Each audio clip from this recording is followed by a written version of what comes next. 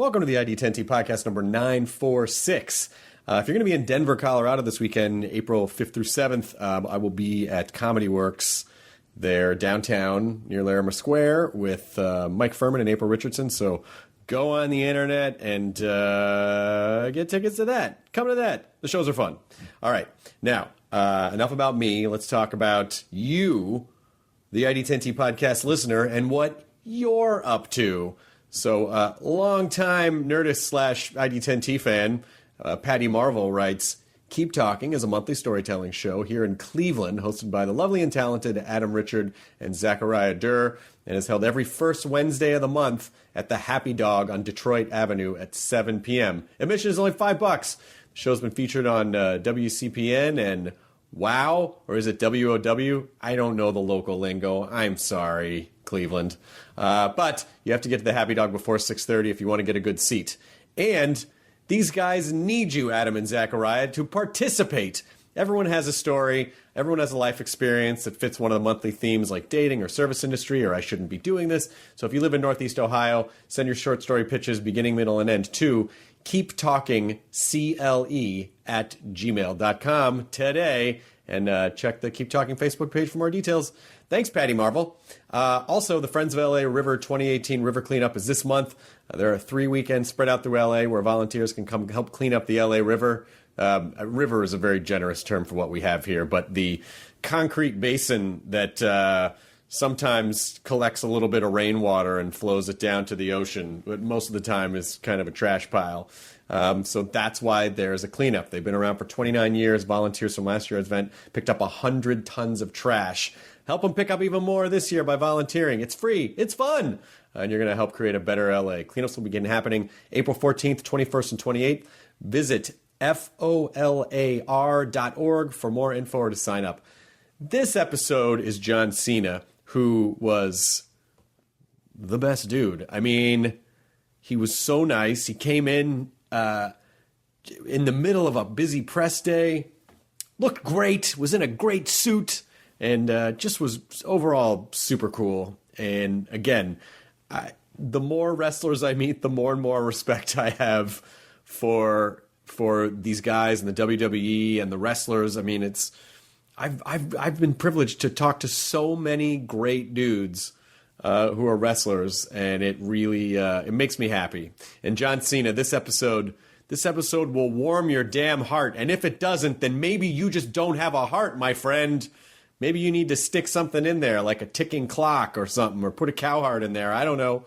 But John Cena is in the movie Blockers, which is really funny, by the way. He's in it. Leslie Mann is great in it. Ike Barinholtz is great in it. All the young women who play the high school kids who create a virginity loss pact for prom are all fantastic as well. It's super funny. It comes out April 6th. Go support comedy movies in the theaters. And also support John Cena, because he's a good guy. Unless you're a wrestling fan and you're like, well, no, it's fun to not like John Cena. I like someone else. Well, that's totally your right, too. But I feel like you can't not love the guy. So here's the ID10T podcast number 946 with John Cena. Of like a junket. I can answer this one, John. It's not that hard. It's actually a great answer. It's not that hard. Good. Here we are talking about something that I enjoy, something that's making people laugh. I come from the business of promotion anyway. Right. I know this is what we do. So right. It's not hard at all. I mean, so I grew up in Memphis at a time when Jerry Lawler. Right, exactly. I'm old enough to remember watching all of the Andy Kaufman Lawler stuff happen at WMC in Memphis. Mm-hmm. And then, wrestling to me was such a strange, I didn't really understand it as a kid. Because I'm like, I don't know, is it real? Is it not real? What's happening? Everyone's a character. The Kaufman thing was interesting. And so it didn't quite take hold, but I found that over the years, a lot of the wrestlers that I become friends with are like the nicest, nerdiest dudes. Yeah. So that's a safe assumption. So is it just that these nice, nerdy guys with a sort of a penchant for performance just got in somehow these titan bodies that could then No, I think it's... We're in the business of imagination. and a lot of that creativity rests on your own shoulders. So you say nerdy, but like things that quote unquote nerds are drawn to are like the creativity behind video games, right, or comic books, right, or these superhero stories. If that's what defines a nerd, then we're all nerds because our job is to go out there and be a superhero or a supervillain. It's not like I want to run a 40-yard dash as fast as I can. Right. Now, in creating your superhero character, if your character can look musculature or like big, you have an advantage to people believing you're a real superhero. Right. So it's only in your best interests to be in superhero type shape. So that kind of comes with the territory. But we're not in a pure sport environment. Like it's a comic book existence. So I think that's why we share certain views on culture, and I also think that's why we're so nice about everything for the most part, because also we shouldn't be doing it as a job. It's not an occupation that should exist. Like we have, I think all of us, although you certainly do earn your living because you're never home. Your body takes a beating, but I wouldn't want to be doing anything else. And I think any one of my colleagues would say the same thing. It's something where like the joke's on them. They pay us to do it. Right. Right. Yeah. That's such a great... I never thought about it that way, but it really is like a live-action comic book universe. We're in the imagination business, my friend. I love that. That really gives me an emotional way into it. And I have over the years, like, again, CM Punk used to come on Talking Dead, and we became friends, and Mick Foley's been on the podcast, and Chris Jericho, and it just... person after person, I was like, these guys are so great. They're such genuine people. Well, I know personally that I wouldn't want to be doing anything else. I know that it's a time-dependent thing. I know the ride's going to end, and I'm enjoying it as long as I'm on it. Yeah. So at what point did this become an option for you, or did you realize that this was going to be an option? I think when you talk to guys like the aforementioned people you just listed, as well as anyone who's ever been in this industry, the ones that have long-standing power, like a long career, the ones that have any sort of longevity, whether it's in the WWE or longevity outside of it, they do it because they got into it because they wanted to. Not like somebody said, hey, kid, you could be really good at this. Someone brought to my attention that I could train to be a pro wrestler. I didn't know there was such a thing before. This was before Tough Enough, or it was showcased that like there are schools across the world that you can do this at. As soon as I saw a ring, I was like, man, I'm just going to do this. So it became like work a 9 to 5 to support my hobby. Very much like people follow around like the cosplay conventions. Right, so like, yeah. It's not like you do that as a job, but you enjoy doing that with your free time. So wrestling to me was something that I would work all day, all week to be able to go into this universe on the weekends and like escape. And it's weird because we as performers enjoy that escape, but that's also what we provide to the audience. Right. They work all week to pay their tickets to come and see us, and we encourage them to yell, get all the stress of their week off it. Like they don't have to remain quiet for the performance. Heckle if you want. If I'm a good guy and you don't like me, tell me to fuck off. Like, we give you that power because we appreciate that power. And I think that anyone who's ever had such a long-standing career would do it if there was money involved or not. Right. Because it's so much work. I mean, like a musician or like a comic, it's like wrestlers also, you have to start from the bottom and really just put in like your entire self. So many parallels to stand-up. There's a few guys who kind of cross the line between sports entertainment and stand-up performances, and I've had the luxury of being able to talk to some stand-ups. It runs so many parallels, man. Like, you earn it with stand-up. You absolutely do. And you start from a very small circle with hopes to make it hopefully big, but there's only so many spots. So if you are in it and if you've been in it, you are in it because you absolutely love it. Yeah, because it's not, for a long time, it's only as rewarding in of the fact that you're doing it and not... The doing is the doing. The doing is the reward. The glory is being out there doing the bit. Yeah, exactly. And if you're not into that part of it, because I've been really fascinated lately with being result oriented, which I think is dangerous. Because if someone goes, oh, if they watch WWE or they see you, they go, man, I want to do that, and then they start doing the work. I'm like, oh, I don't want to do all that shit. I just want to be in the ring and I want to be famous. Like, I certainly have an inkling of how hard You must work. Yeah, but I'll go back to what you just said. If your goal is, I want to be famous. Right. What the fuck is the tangible of that? Right. Like, what is that? Right. I don't understand that.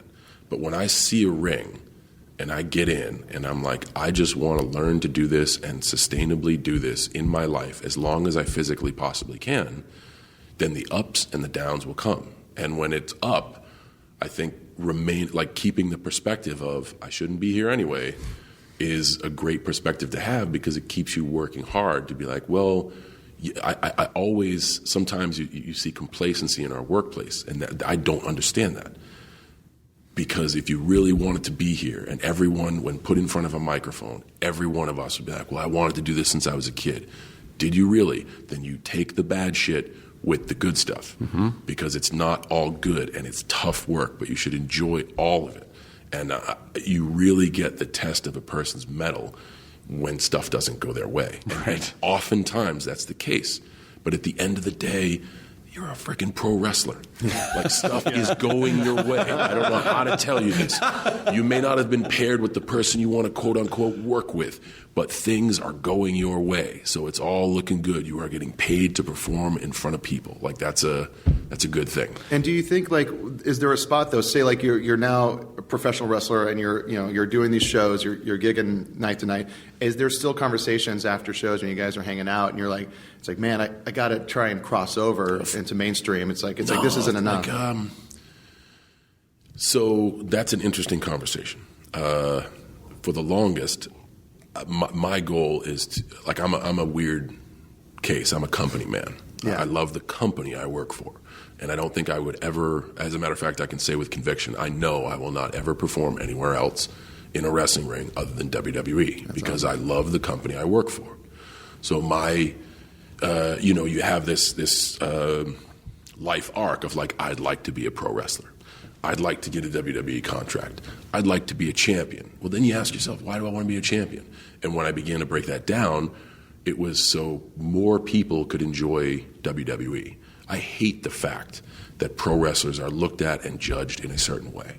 I hate the fact that you walk into a room and people scour and be like, it's those guys. And that's fact. That is the way it is. You get put, we run episodic television 52 weeks a year, 2 nights a week, no reruns, no off seasons. We have a incredible global reach.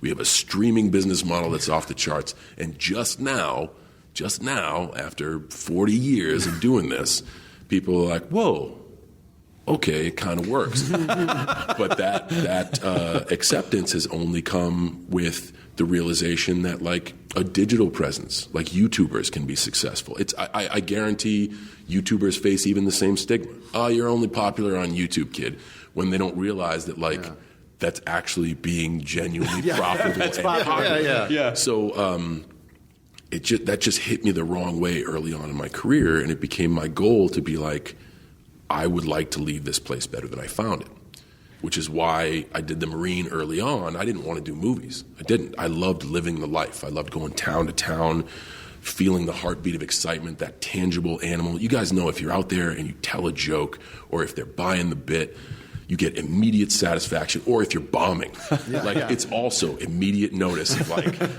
I'm going to change this. Yeah, I'm of gonna do better course. next. And you always get another town. You always get another chance. So, like, it's the passion of the live animal that is unlike anything in the world. And then when I was told to go do movies, I was very skeptical, but the business model made sense. If I take a WWE performer and make him a movie star, more eyes will watch WWE. Got it. That works with my mission statement. I'm going to do this. Get to Australia, start to film movie. I don't like this. I'd rather be home. So I did a string of movies that were unsuccessful, and I gave it everything I had from an effort standpoint, but my heart wasn't in it. And my heart was in the ring. And now, after 15 years of being in the ring, I have to once again strip it down to the bare metal of, like, why do I keep coming back to this thing? I don't need to.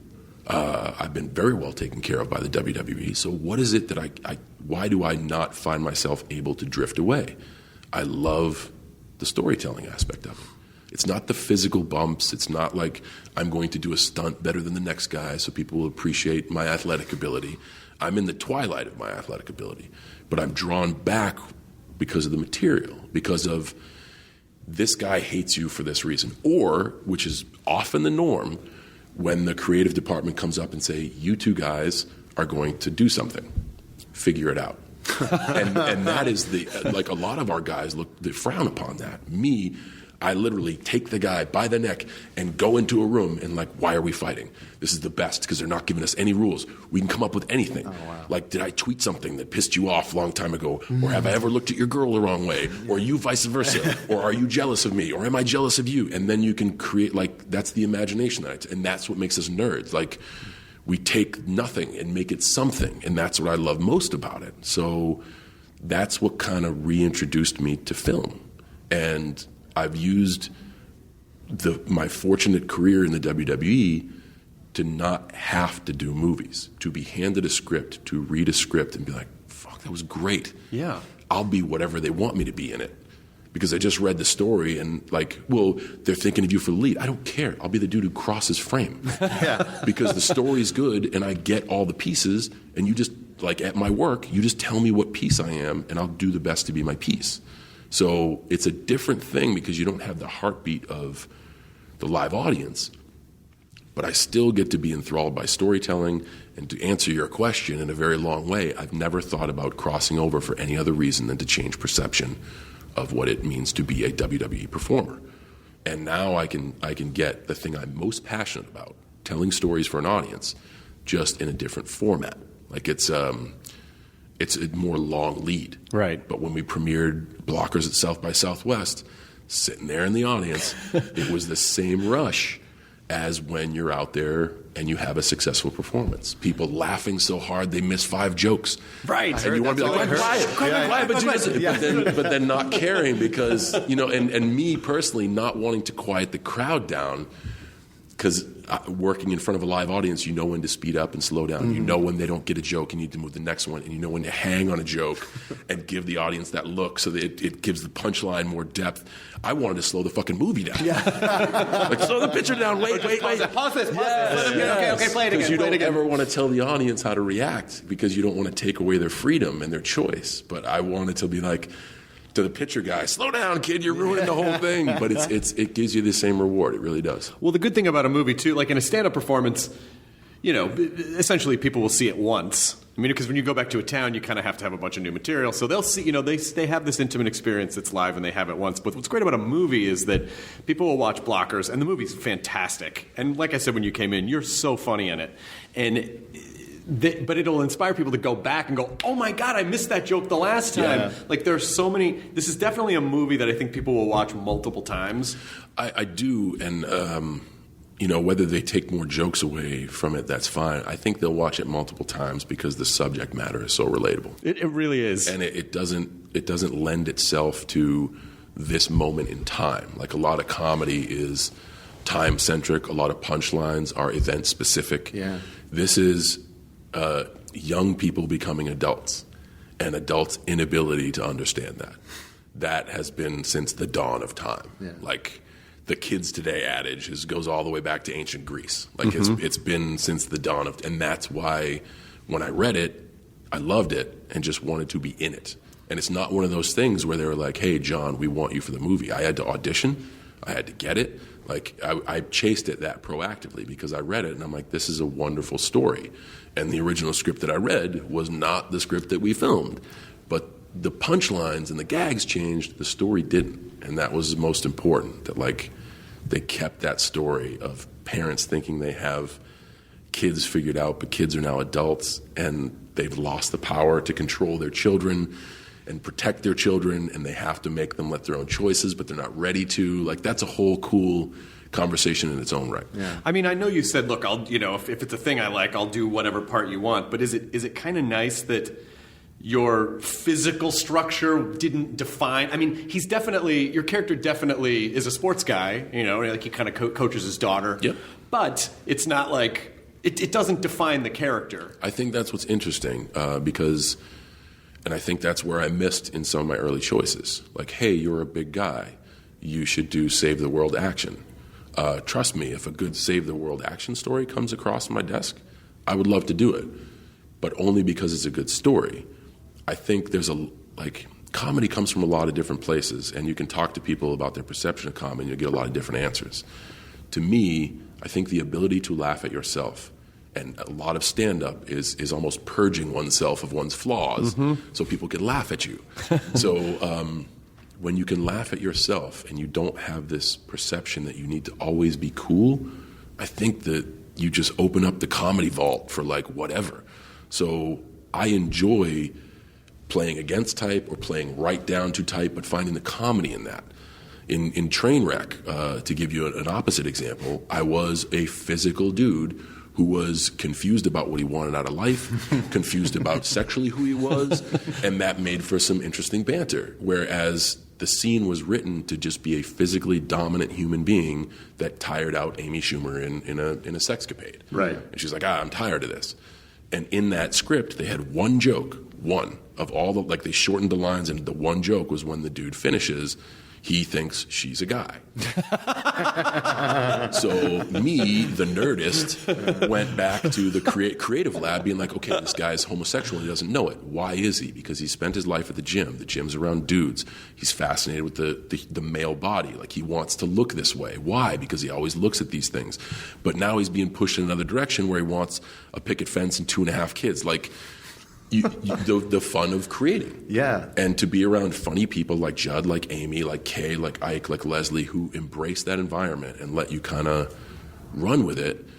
Shit, they filmed a ton of stuff that didn't make the movie. They filmed a ton of stuff here that didn't make the movie. But they have options, and I'm not sitting on my fence going, I won't do this because it'll make me look stupid. Right. If I look into the face of a man upon climax, it's going to make me look stupid. Fuck it, I'll do it. Yeah. I'll do it because I get the joke. Right. I get it. You know, I'm a very do-good dad who's pretty straight and narrow, and met some pretty rough waters. And I find myself looking at what I'm looking at going, you know, she really is going to hurt herself. And I don't think she knows that. I think next time I see her at coffee, I'm going to be like, hey, you should think about doing some flexibility stuff. And then the bad moment happens and I'm caught in a world that I don't want to be in. And I think that's the humor in that. So I don't mind laughing at myself. It seems like you're pretty, you like stand-up a lot. Were you always influenced by stand-up, or who are some of your influences? Well, man, My poor father, I think he just kind of did what he could to manage 5 boys, but I literally watched Richard Pryor at a very young age, George Carlin at a very young age. Yep. Those are kind of the two that I remember because my dad was so enamored with those two, and they just happened to be two of the most inappropriate. Eddie Murphy, and I'm talking Kinnison, probably. Well, when did Delirious and Raw come out? Like Delirious was first, was like 82, 83, and then Raw was like 86, maybe? I saw, just to give you a context of like how corrupted I was as a young man, I saw Delirious when it came out. So I was born in 77, which means I saw that material at 5 years old. No kidding. I had a very similar, my parents were like, oh, he loves comedy. He could just watch. My mom was like, are you sure he should be? Like, it's fine. My dad was... he was protective in some sorts, but exposing us to adulthood or at an early age was not in his DNA. So, I mean, we really could get a free pass to whatever. And I've always been attracted to comedies. I remember watching Airplane, the Kentucky Fried Movie, even Used Cars, oh yeah, DC Cab, yes, and like all of those movies when they came out. So at a very young age, I was always laughing, and I enjoyed comedies. Were my favorite thing. And then it just hasn't changed. And I think I've grown to respect the art of stand-up so much because I'm in the same profession. Yeah.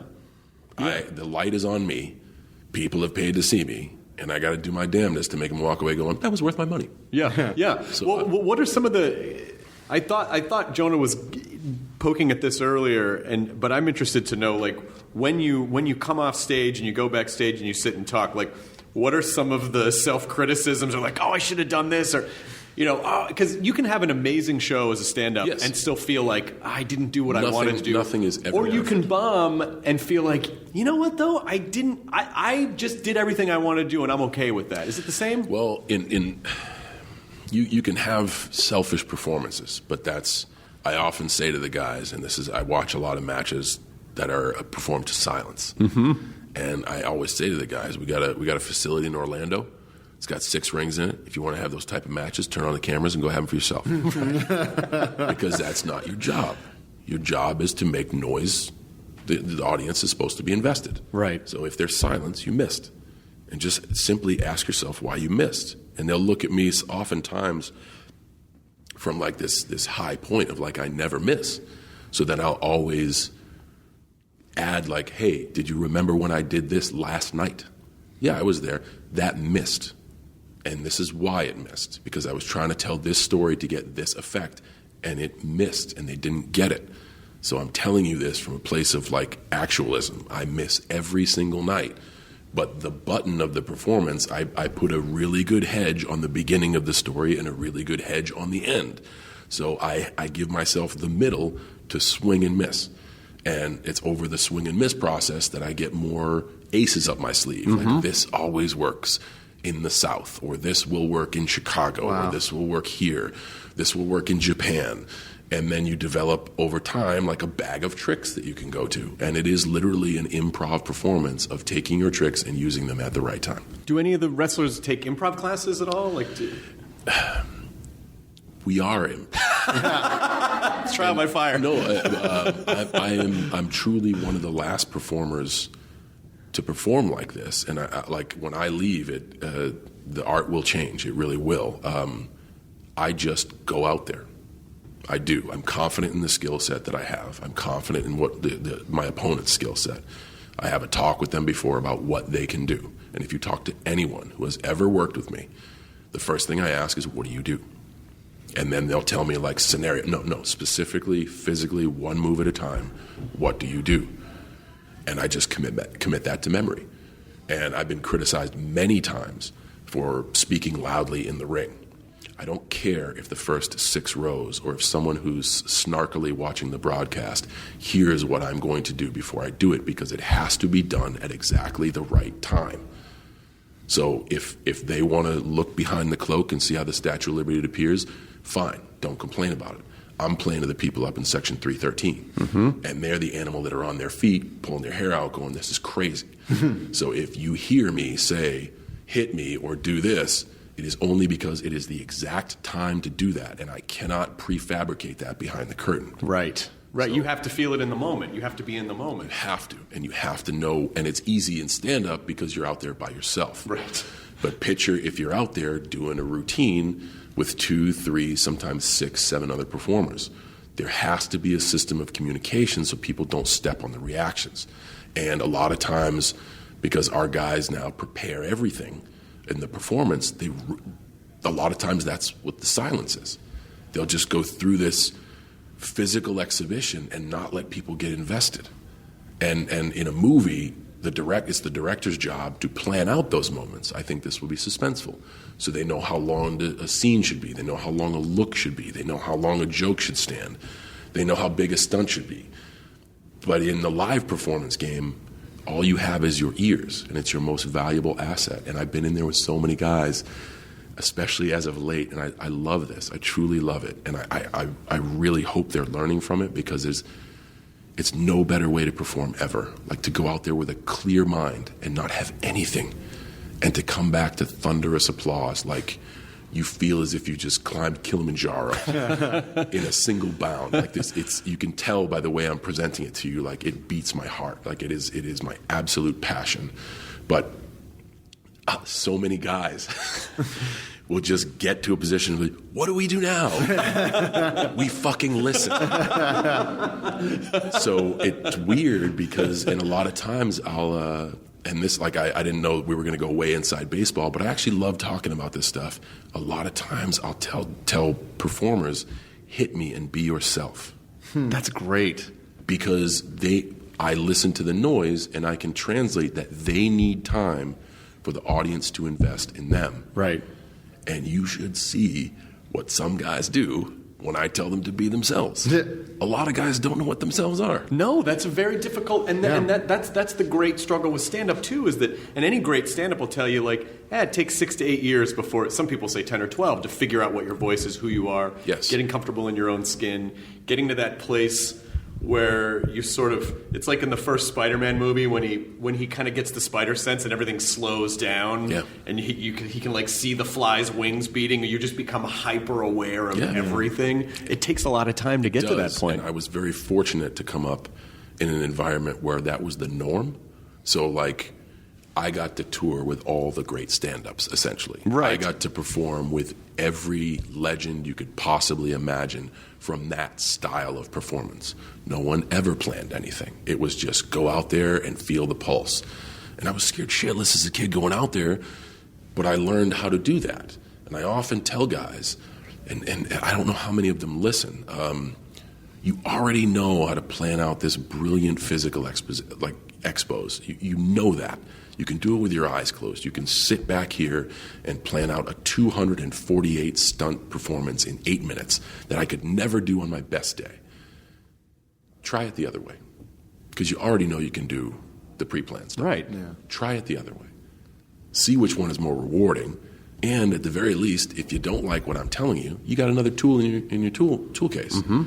And because I only can speak from my own experiences, I don't know how many performers use that method. And mine doesn't change. It's not, a lot of guys will act differently with non-televised events or pay-per-view events. I am the same for every event, because every event is a live event. Yeah. And people will be like, yeah, but you got to give this much more effort for this. It's not about effort. It's about audience response.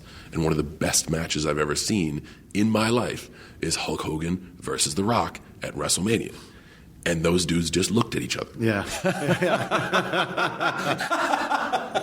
And it was the best. Yeah. Because it was the energy of like generations colliding and the importance of what was at stake. And I'm not ready to let go of Hogan yet. And I kind of want Hogan not to be NWO Hogan. I want him to be Brother Hogan, and then The Rock, and I don't know what The Rock's future is, and maybe he's betraying us by leaving or not, but I kind of like him, but then during the course of the match, I psychologically realize I don't like him, and they're just looking at each other. Yeah. And the audience fuels the energy, so they never once took it away.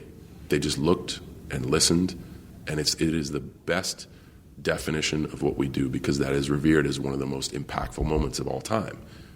Two dudes looking at each other. Well, and it feels like it could be very tricky to. You've managed to not kind of let your ego get in the way. That when people do go out there and people are cheering and they feel like they're killing it, sometimes people get more rigid and they get less likely to take risks or put themselves on a limb because they're like, I got to protect what I have. That is the common perception. They are afraid to fail. And I have failed so many times. And that's okay. It is. Because that's how you learn. It absolutely is. But we come from a culture where you never want to mess up. Right. And because you feel like that's the end, it's done. And if any of our guys or gals are listening, it is not the end. It is how you learn. And I think messing up is essential. But what's more essential is to be able to come through the curtain and say, I missed. This is why. Mm-hmm. Why did they not get that? Because to me, that's really funny stuff, or that's really suspenseful stuff. Why wasn't the suspense there? Okay, the geography doesn't dictate what they think is funny. It's different. I think we may be in the middle of an earthquake. Yeah, is that a little earthquake? I think so. Yeah. Are we feeling it? Yeah, a little bit. Or is that Hulk Hogan coming around the corner? Is show shocking. It's shaking the very foundation, brother. This would be amazing if all of a sudden the ceiling just caved in and like 5 WWE guys came in, and that's why this room is empty. A ring came up from the bottom. But it would just be all audio. Audio WWE is maybe not as... We know Mother Nature's listening, which is fantastic. And for those out there, I think we're done with the first wave of the earth shifting. It seems like everything's... Didn't seem too bad. Yeah. Settled. 3-5, 3-4 maybe? That was enough to feel like everybody look around and like, are we having an earthquake? Yeah, that's almost every earthquake I've ever experienced. It's like, is that an earthquake? Yeah. Well, I feel sick. I subscribe to the Los Angeles subreddit, and the second there's everyone else feeling an earthquake, and then everyone will kind of pipe in. Oh yeah, here's what I was doing, but just being able to tell yourself, why did I miss? And a lot of times this is where it sucks. It's because you as a performer didn't relay the right message. Right. And guys will blame the audience. They didn't get it. They didn't get it because you didn't do a good enough job. Right. And I think that's the main guys, you don't ever want to be wrong. That's a tough business because you got to go through it by yourself. Mm-hmm. When you bomb, when you fail, it is a lonely walk back through the curtain. It is a lonely drive to the next town. But you can learn from it, and I think guys don't process it, and they have such an environment now where they don't have to process it. They have all these millions of people following them on social networks that'll tell them how good they are.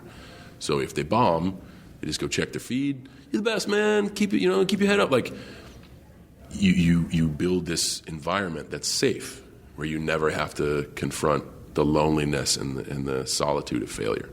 Which, if you can, obviously it hurts. This is getting crazy, man. You can see this is getting no, but this is not what you signed up for. No, it is. Believe me, this is exactly what I signed up for, because I love, everything, every process, every profession, every person. Like, there's a human story, and I think even if someone doesn't understand wrestling, to be able to extrapolate these ideas, they're so applicable to everything about taking risks and learning and getting to know who you are, and also knowing that it's okay to hurt when you fail, but using it as a teaching lesson. What can I? And the people who are the most successful know how to flip that failed experience and turn it into armor and make something out of it, and go down a path that maybe they wouldn't have gone down otherwise. Yep. But I'd love to know, like, what the parallels are for. So, like, in stand-up, if someone's like, "Hey, airplane food's crazy, right?" You're like, "Here's the hacky jokes." Like, what are the sort of hacky things within wrestling where if someone does, you're like, "Da da da da da da, don't do that." Here's the thing, I'm the one who does all that stuff. because what the uber purist views as hacky, the audience views as entertaining. We want grandiose performances, and we want to be entertained, and we want to be invested.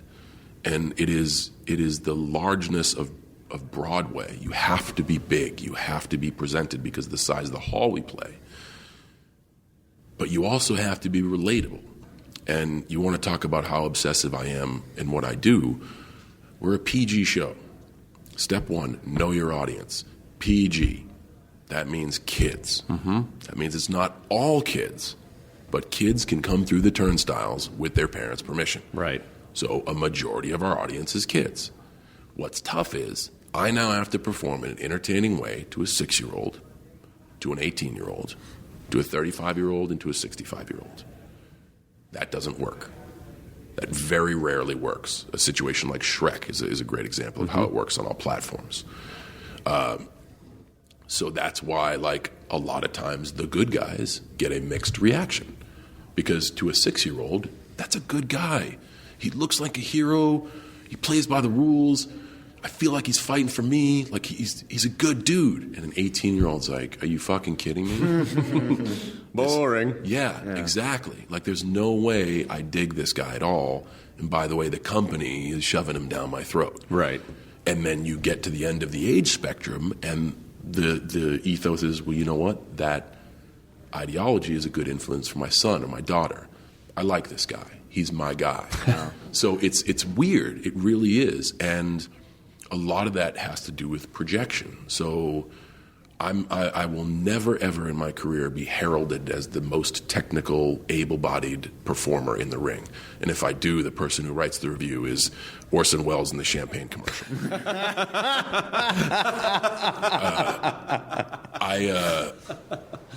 I believe that I put enough investment into telling a story.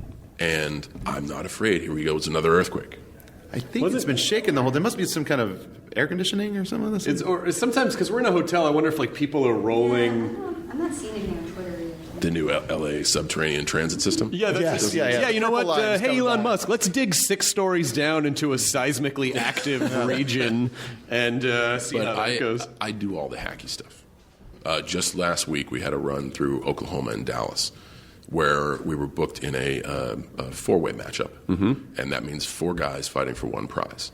And a lot of times, this is one of those instances where they tell you, hey, here you are, figure it out. So in me figuring it out, I'm like, you know what? I haven't done this in a long time. The bad guys are going to bring out the baby powder and want to throw it in my face to blind me. And it's going to backfire, and the powder is going to go everywhere. Now, that isn't really something that a guy who's trying to vault off another guy to like head fling another guy into another dude to dive to his death is thinking about. But I am, because the audience hasn't seen it in a long time. The situation calls for it. In the match, there are no rules, so nothing's illegal. It creates an unfair advantage for the bad guy. It creates an obstacle to overcome for the hero. And it creates an effect that they don't see in the 7 matches prior to my performance. So we did it 3 nights. It missed on one of the nights, and I totally took responsibility for it. But it was something that was viewed as like different and fun and cool. But it's a hacky deal. It's a quote-unquote pro wrestling deal. I think the ability to get over yourself and get over your own ego of like, well, he's just doing that to get a reaction from the audience. You're damn right. Yeah, that's what people pay for. Because that's what we pay. And if someone can do that and consistently get a reaction, I think this is where it gets probably you as stand-ups. I know me as a critical source from what I do. When people go out and do the hacky stuff to no response, that's phoning it in. Right. That is absolutely 100% phoning it in. When they go out and do what is known as like the easy bits, to no response, to no investment, to nobody caring, they are wasting that portion of the performance. They're taking it away from other performers. They're shortchanging the audience, and they're certainly not giving all they have in the ring. So I think when you probably say the same about a comic, when they go out there and they do the hacky jokes to no response, not boos, not cheers, just people going to get coffee. Right. Like that, you wasted it, man. Because some intelligent dude may be able to take the hacky material and create a character around the hacky material. Absolutely. And that's their bit, and that's their thing. Yeah, there was a really a much more advanced stand-up when I was very young. I said something like that about like, oh, you can't do jokes about this. And he was like, no, you can.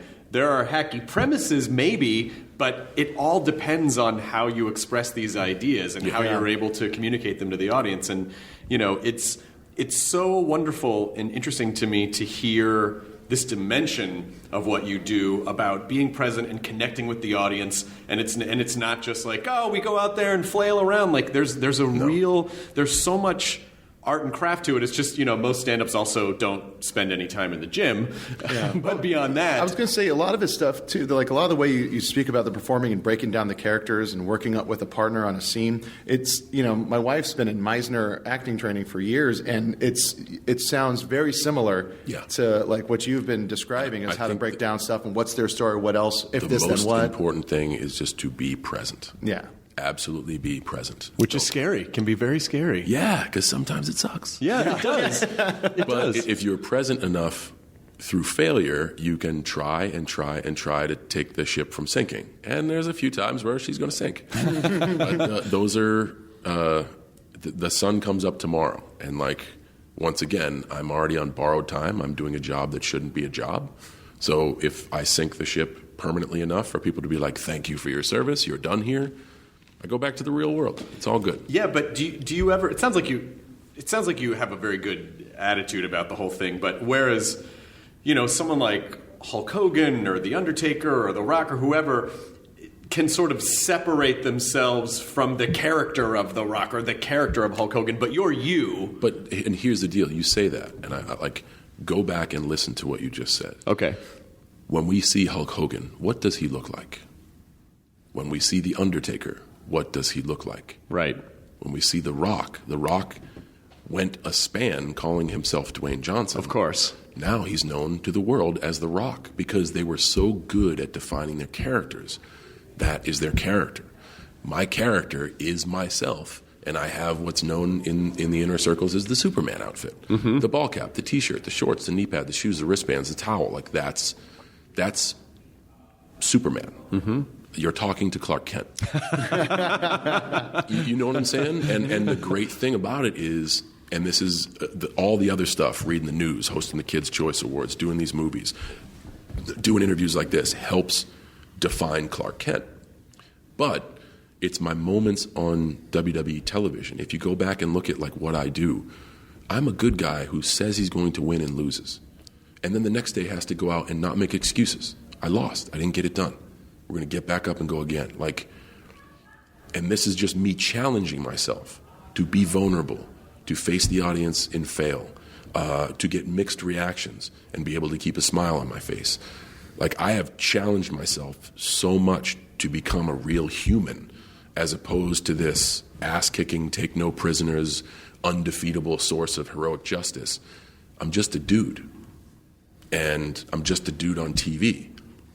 And when I orate in front of an audience, I got to get fired up. Right. Because you have to get the audience interested. So, you give me the role of the town crier, and I'll be the best town crier you got. But there's also moments where I'm defeated. I've showed embarrassment. I've showed emotion. I've told the woman of my dreams that I love her in a very real moment.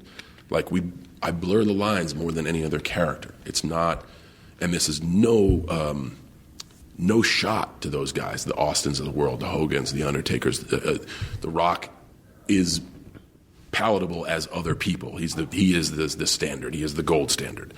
But people are so attached to The Rock that they like that, and that makes them comfortable, and like that's how they know Dwayne. And there's nothing to be ashamed of that. Same with Hogan, Austin, Undertaker. There's nothing to be ashamed of seeing Steve Austin and thinking he's going to kick you in the stomach, give you a stunner, flip you off, and drink a 12-pack. There's nothing wrong with that. And that's a testament to how good he does that. Yeah.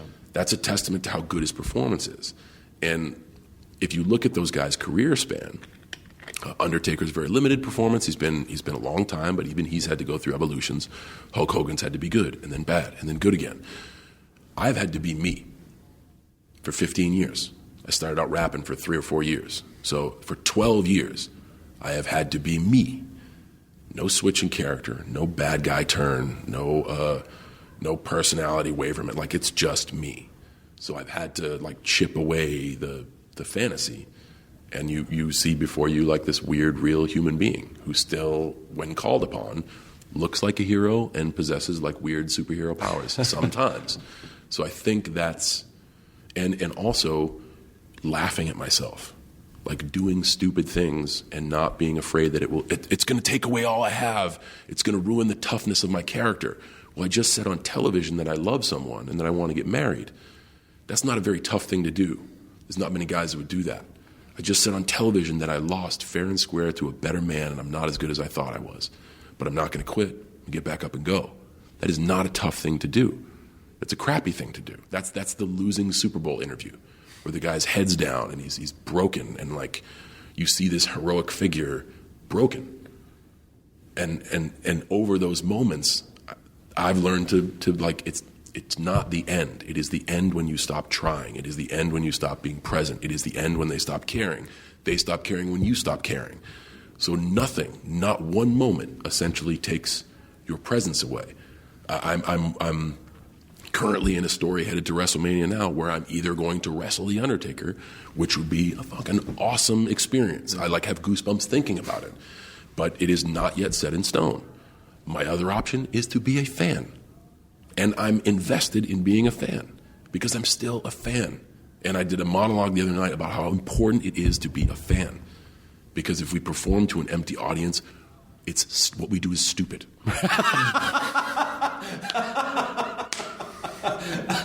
You know what I'm saying? It is. Yeah. But you add the biggest superstar of the whole program, and it's fucking awesome. It is awesome. So I don't care, and this is me after 15 WrestleManias, after working on Top Brother with the biggest names in the business. I would love to buy a ticket and spend my WrestleMania in 5 minutes on the floor and then go up to the 2 sections and then go to the luxury box and then scream from way up high, hey, I'm up here, I'm still having an awesome time. If that's what they ask me to do, I'll do it. I don't have any ego or any perception of this will ruin who I am. And I try to do the best I can with any story, with every story, to lead by example to everybody in the locker room of like, it will only kill you if you're like, this is stupid, I'm not playing ball. Because it translates to the viewer. It translates to the viewer. Oh, they understand the authenticity. Like they connect to it, even if they don't fully understand why they're disconnecting. They know if someone's not invested. But that idea of loving the process so much and that being a way to avoid the ego problems is such a great lesson to take away because then you're doing it because it's important to you and not because of, again, trying to get that result. And once again, we go back to to the origin of why I chose to do this. It was just fun, and I had fun. And I think along the way, with the success you get from this, the financial success and the notoriety, you forget about like why you did it and why the fun is. Right. And I've never forgotten that for 1 second. I think in my lifelong curve, I probably went through a span of 2 years where I thought I was entitled to have a normal life. So like, I perform for you people, and I will give you my heart and soul, and we will talk about events coming up, and that'll be fun. But if I want to go out for breakfast, I am entitled for you to stay away from me. Mm-hmm. That is bullshit. Yeah. That is absolute bullshit. This is the trade-off of fake life. Right. Like, I'm even present in that moment. I understand. And it's weird. I'll be with friends. I'll be with family members, and they'll get pissed off. And I'm like, you kidding me? I get to do that so I can do that. If people stop coming up to you, that's a problem. That's a problem. Yeah. And it's often, and this literally is just, I'm fortunate enough to just have been doing it for so long to understand. I think in a lot of cases, people have that learning arc, and it's cut off before they can realize, like, man, I was doing it wrong. And when it's gone, they're like, just give it to me back for a second, and I'll say hi to everybody. I promise. I'll do whatever. I'll do anything. But it's gone. And a lot of our guys and gals, I think, have a mixed perception about what we do. We are on all the time. Every time that you breach the threshold, you're on, and you should enjoy it, because at the end of the day, we're not really working at all. Yeah. But you said you're in the twilight of your WWE career. Does that mean, you're sort of looking at a period of time like, maybe physically it's too demanding, or I just feel like it's time to move on to give other people a shot, or maybe it just feels like I did everything I could do? I'm a realist, but I'm also a true competitor, man. As far as moving over and giving people something, I had to scratch and claw, just like in the world of stand-up, yes, for every single inch you get. And I am 100%, as I said it on television, I'll say it on your podcast, I'll say it to whoever asks. When I am defeated by a better opponent or a fair adversary, I will gladly pass the baton and say, okay, now I can rest. But until then, I am still absolute all systems go. And if I can put all of my chips and invest in a story where I'm going to buy a ticket to an event where I should be performing, I am far from fucking done. Well, that's good. I mean, I think, again, I think you're so funny in Blockers, and that you would have I think you'll have a film career if you want it. Like, if you ever needed it or wanted it, you'd have it. But it's not, that's not it, man. It's like, hey, I wrote this. I want you to read it because I think it's fun. Mm-hmm. Or I think it's really suspenseful. Or I think it'll make you cry. You were right. How do I help? Mm-hmm. And that's where I am right now. Just for fun, if you wanted to start something with someone else on the podcast, which they could then reference at some point in the future and go, hey, you said this on that podcast, man. I think you have about 1,000 of those already. This started probably as you were going to probably ask me about like the film and whatever, and I just attack the day a different way. You have one of the most inside informative interviews, not only to our business but to my life, because they don't let me do a lot of these. Yeah. And I enjoy the length of conversation of a podcast. I like that it's not 5 minutes. You have to get past the pleasantries and the small talk and the promotion. I enjoy doing these. I'm so glad, because I enjoy watching you, and just not even just your work with Make-A-Wish, but in general, it's easy to see like, oh, John's a good guy. Like, he seems like a good guy. You're doing it right. I am just a guy like all of us. I'm just trying to figure it out. Right. And it, like, we take the ethos of performance. Life is the same thing, man. You fail. You try to figure it out, but like, it is an evolving thing. Over the years, I've had to become a better man. I've had to become a better lover. I've had to become a better partner. I've had to change my stubborn, stupid ways. And this is not in the workplace. This is in life. And like, every day is hard work. Every single day is hard work, because I'm still trying to figure it out, and I don't have it figured out. And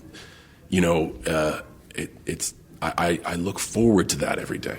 I look forward to being like, okay, what am I missing today? What am I hitting on? What can I do better? How can I be better? Just that 1/10 tenth of a second better than I was yesterday. And so what's your big thing that you feel like that you need to overcome still? Like Don't look at life selfishly.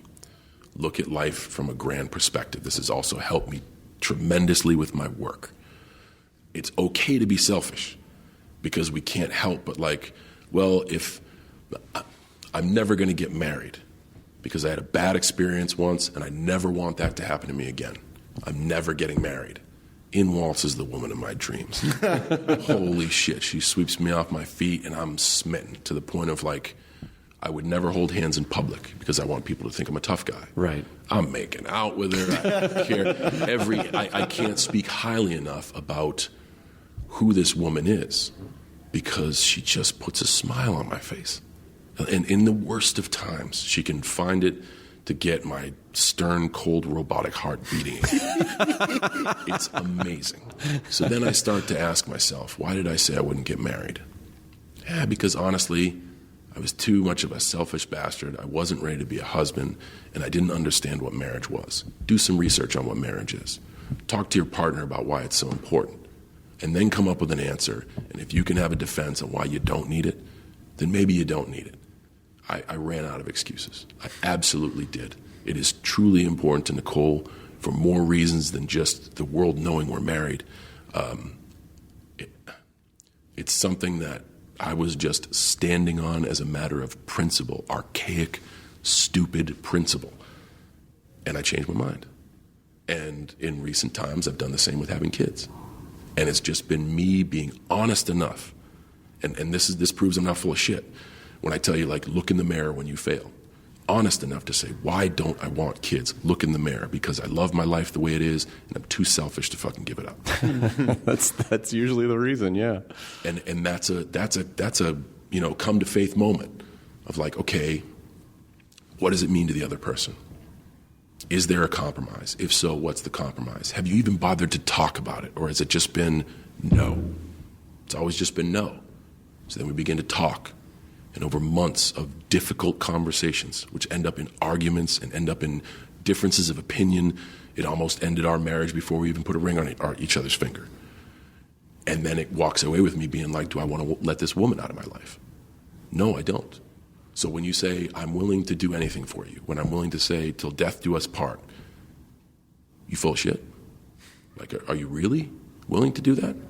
And then I ask myself in the mirror, just me in the mirror, and my answer is yes. So my opinion changes. And it's going to be tough, and it's going to be troublesome, and it's not I'm way out of my comfort space. I am not the dude who gets up, rifles his coffee down, checks the performances of the market, sees the headlines, goes on to working out, then studies language, then does piano, then goes on my day. I am not that guy who is the kid's hungry, I don't know when he's going to eat. You got to kick it with him or her for the next 4 hours. I'm not that guy. But I'm a guy in love, so I'm going to be that guy. So, I failed in that part of life, and I'm figuring it out.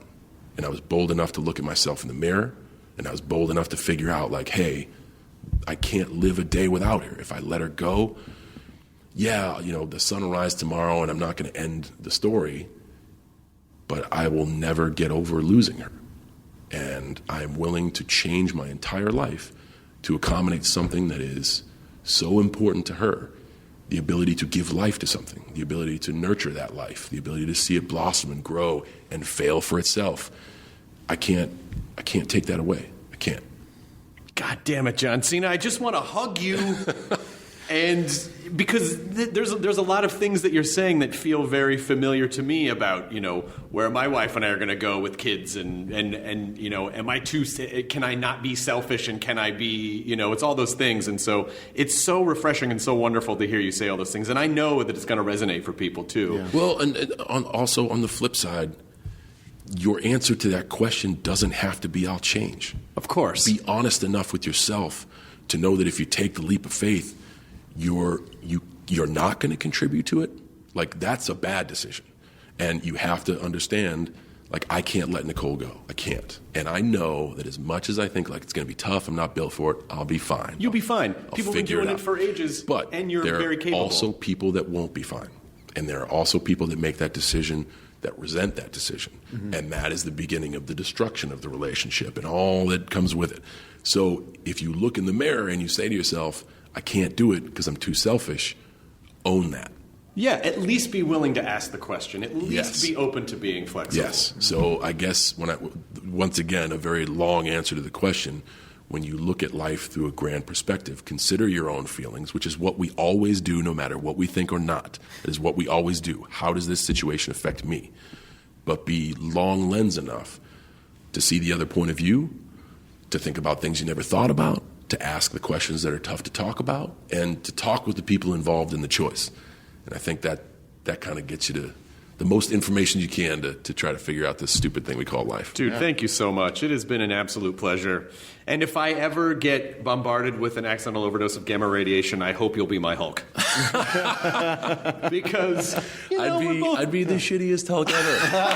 Shitty Hulk would be a great character. Awesome and green and like, hey, what do you want to do? I don't know, man. You want to just go get a glass of wine somewhere? I'm just not that mad. Yeah, it's because life is pretty good, right? It's the incredible sulk. I just don't really feel like doing anything. The incredibly mediocre, larger than normal guy. Hey, guys, what's going on? Whoa. Hey, no, it's cool. It's fine. Yeah. Whatever. I just want to hang. What you gotta do? I gotta get new pants again. Yeah, again. Yeah. God, do you guys have a shirt? Can I borrow a shirt?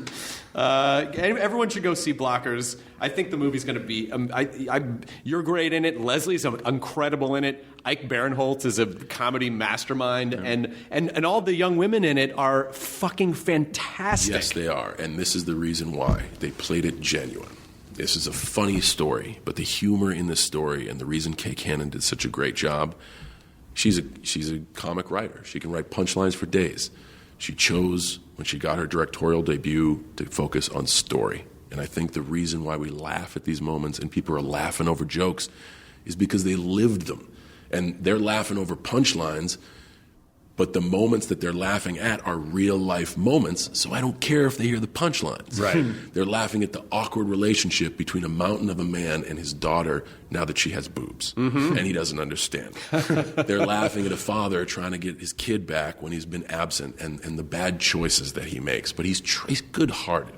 They're laughing at a mom whose daughter is her best friend, and they don't know how to change they don't know how to take the next step in the relationship. Those awkward, livable moments is the reason why people will watch it not once, but they'll go back to watch it again. And Gary Cole in a very memorable performance. Indeed. We have a connection that will never be broken. By the way, I don't want to spoil awesome. it. He was awesome. He's great. He is amazing. great. I've worked with him before, and he's amazing. And but I don't want to spoil what he does in the movie, but it'll stick with you. It did with me. So people need to remember that when they see it and go, oh, okay, I get it now.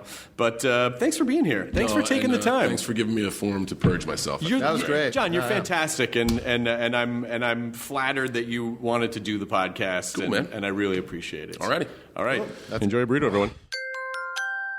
ID10T scanning complete. Enjoy your burrito.